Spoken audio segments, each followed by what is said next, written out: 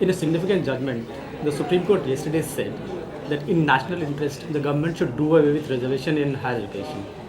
To discuss this, we have with us Utkarsh Anand. Utkarsh, what is the significance of this judgment of the Supreme Court?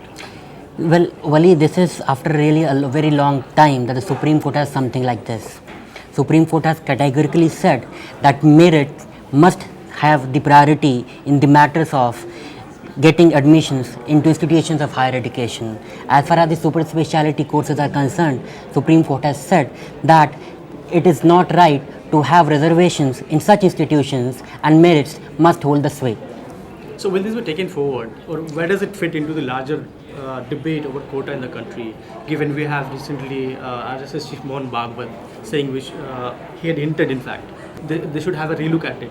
So where does it fit into the larger debate of reservation in the country? No, that's a very important question that you asked me. In fact, at a time in India when we have so much of social tensions going on, whether it is agitation in Gujarat over Patidar reservations or RSS chief triggering a debate over whether reservations should remain valid or not. Now the Supreme Court's observation is very contextual.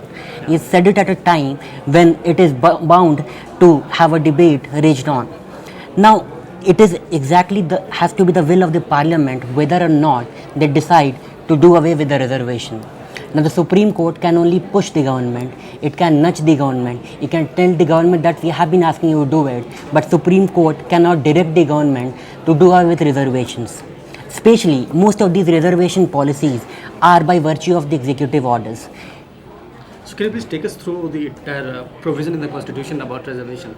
Now, well, as I said, because most of these policies are by virtue of the executive orders, the Constitution does not say that you have reservation in the institutions of higher educations or anywhere.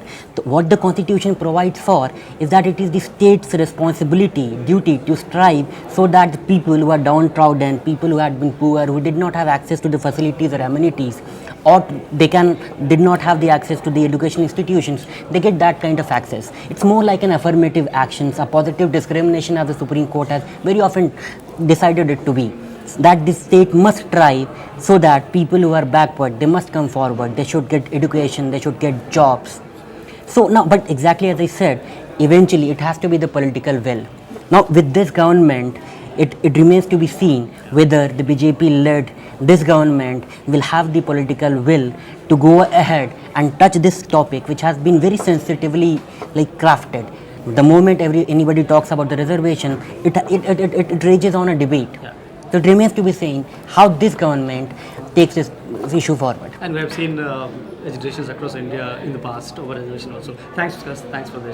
Thank you, Wali. Thank you.